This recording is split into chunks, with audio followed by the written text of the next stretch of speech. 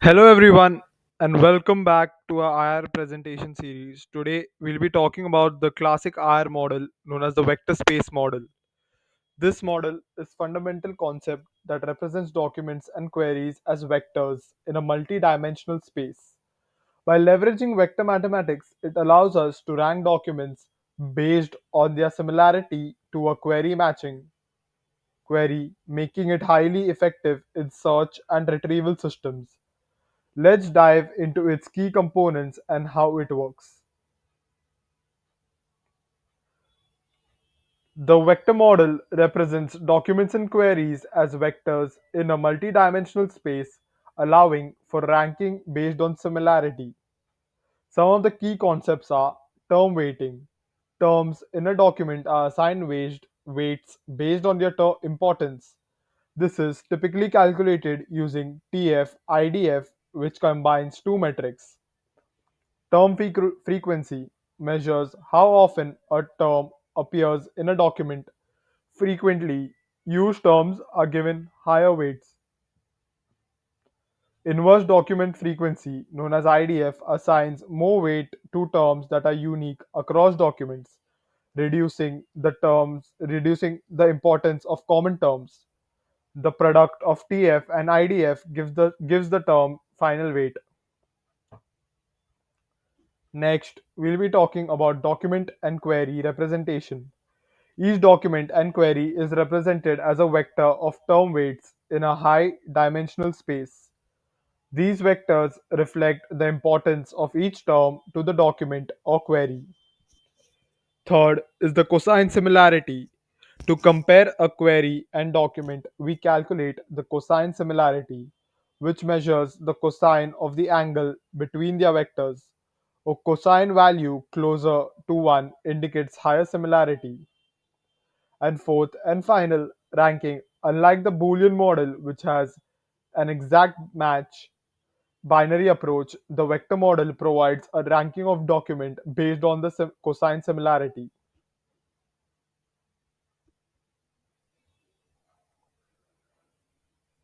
Now we'll talk about the formal characterization of the Boolean model. There are few terms which we need to know. Intra-cluster similarity, which is how similar are they documents and the words within the cluster. Inter-cluster similarity, term weight and term weight in query and in document. So intra-cluster similarity is denoted by Fij, which is equal to max is the frequency of the document, frequency of the word upon the max frequency in which it has occurred in all the documents. Intercluster similarity is IDFI is equal to log n upon ni, or IDFI is equal to log 1 plus n upon ni, when n is equal to total number of documents and ni is equal to number of documents with the term ki. Term weight in document is Wij is equal to Fij into IDFI. Term weight in query is equal to zero point 0.5 plus FIQ into IDFI. All of these will be used in the sum which we are about to discuss further. Degrees of similarity between Q and DJ, Q bar and DJ bar. Similarity between DJ, Q is equal to dot product of DJ bar and Q bar upon the cross product of DJ bar into Q bar. Similarity of dj, q can also be represented as the summation of wij into wiq, which is the term weight in document into term weight in query. It's a summation from I is equal to 1 to t upon under root summation I is equal to 1 to t upon of the term weight of document into summation I is equal to 1 to t under root the term weight of the document squared. Now we'll discuss the steps for solving in the vector space model. Stemming and stop word removal. Remove common stop words and reduce each word to its root form to create a simplified set of keywords for each document. Intra-cluster similarity. Group documents similar into clusters and calculate the similarity within each cluster using techniques like cosine similarity or Jacquard similarity. Intercluster similarity measures similarity between clusters by comparing representative vectors also centroids of each cluster. Cosine similarity between document vector and query vector create vector based on the term frequency or TF-IDF for each document and the query. Then compute the cosine similarity to find the relevance score.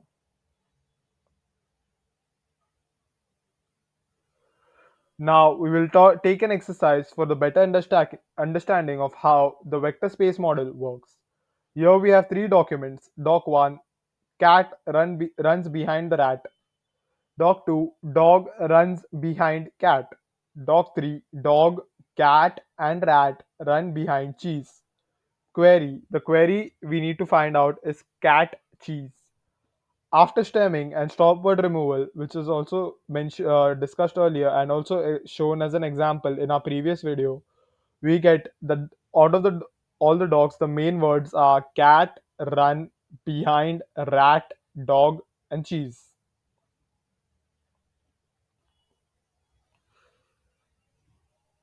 Now we found the intra-cluster similarity. For this, we give the as the binary representation as shown as in the Boolean model,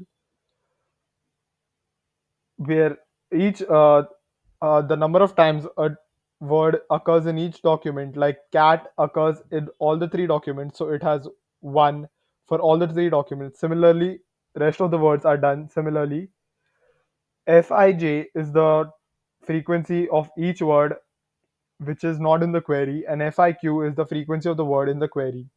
Here we can see the FIQ is 1 for only cat and cheese, and rest all is 0 because cat and cheese are the only two words that have been mentioned in the query. Rest all aren't, so that's why they are 0. And here we calculate the max frequency as well for all the documents as well as the query. As we can see, all the words appear once, that's why the max frequency is once. Now, the step 3 is to calculate the intercluster similarity. Here, D1, D2, D3, and count are all taken into account. Then we have another column called Qij where we do zero point 0.5 plus FIQ, which was calculated in the previous step where only cat and cheese had 1, rest had 0. Then we calculate IDFI, which is equal to log 1 plus n by ni, where n is equal to number of documents and ni is equal to number of documents with the term ki. So as we see, for the first word cat 111, the count is 3 because it's present in all the three documents. Then for Qij, we get zero point 0.5 plus 1 because it was 1 in the previous table here. And then IDFI is log 1 plus 3 number of documents upon the times the word has occurred in those documents, which is also 3. Ni is basically count in this situation. So 1 plus 3 by 3, which is 1 plus 1, which is equal to log of 2, which is equal to 0.30. It is similar for all these. Then as we come down to rat, we can see that its count is only 2. That's why its IDFI will be 1 plus 3 by 2, which is equal to log 0. Which log 1 plus 1.5, which is log 2.25, which is equal to 0.40. Similarly, it is calculated for the rest of the whole table. Next, we calculate the weight of the document and the weight of the query. Here you see that weight of the document is equal to Fij into IDFI, where we get Fij is here. As you can see, it's 1 for each. Wherever there's 1, it will be multiplied into IDFI. As we can see, it doc 1, dog and cheese is 0. So that's why in this also for the document weight, dog and cheese is 0. Rest all were 1, so it was multiplied with its respective IDFI. Similarly, for query, it is zero point 0.5 plus FIQ, which was calculated in the previous table. Here, the QIJ and the IDFI column is just multiplied into each other. 1.5 into 0.30 will give us 0.45, as you can see for cat. And rest all are calculated the similar way. Next, the step 4 is to find the cosine similarity between the document vector and the query vector. As discussed, these were the formulas earlier. Now we take each document as its own in this case, in the first case, we'll take document 1, where we see cat has 0.30, run is 0.40, behind is 0.30, and the query is 0.45, 0.15, and 0.15 respectively. It has been highlighted in the table, and then these two columns are multiplied to give us the wij into wiq. 0.45 into 0.30 will give us 0.14, and that will go on the top of the similarity. In the similarity formula, doc1 comma q, the in the numerator it is summation of I is equal to 1 to t wij into wiq, which will be the third column, and we'll get 0.14. Like this, we'll have to add all these values in the third column, and then their summation will come up to 0.31, which will go in the numerator. Similarly, each of these columns will be added up, and their values will go in the respective field. For this, we go 0.31 upon 0.66 into 1.07, which will give us the similarity score for this document as 0.44. Similarly, we'll calculate the similarity score with the help of the other tables for this for document 2, and we will get 0.31 upon 0.66 into 1.07, which will also give us 0.44. For document 3, however, the similarity score is much higher compared to the other two documents. We get it 0.93 upon 0.98 into 1.07, which will give us 0.89. Finally, based on all the similarity scores, the documents are ranked. D1 is equal to 0.44, D2 is equal to 0.44, D3 is equal to 0.89. The ranking can go as D1, D2, D3, or D2, D1, D3, since they both have the same score. Now, we'll talk about the advantages of the vector space model. The advantages of the vector space model are efficient ranking. It allows for ranking documents based on their similarity scores, ensuring the most relevant results are retrieved first. Partial matching. Unlike Boolean models, it supports partial matching, so documents that include some query terms are still considered relevant. Disadvantages. However, the model isn't without its challenges. High computational cost. Calculating cosine similarity and managing large term document matrices can be computationally expensive, especially for large datasets. Semantic limitations. It relies on exact term match and doesn't account for synonyms or overall meaning of the term. This can lead to less effective retrieval for ambiguous or complex queries. I would like to conclude with, in conclusion, the vector space model is a cornerstone of information retrieval. While it has some limitations, its ability to rank and retrieve relevant document makes it a key technique in modern search engines.